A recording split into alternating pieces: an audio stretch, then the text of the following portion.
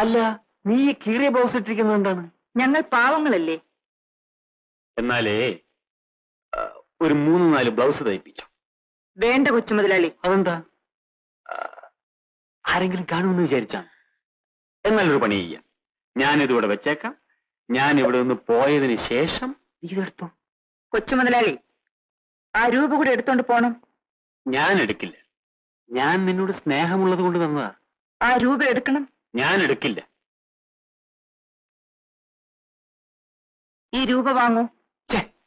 നീ കൊച്ചു പിള്ളേരെ പോലെ ആകരുത്. ആരും കാണണ്ട. ബ്ലൗസിനകത്ത് വെച്ചോ. ഈ രൂപ തിരിച്ചു വാങ്ങാൻ. വാങ്ങിക്കണോ?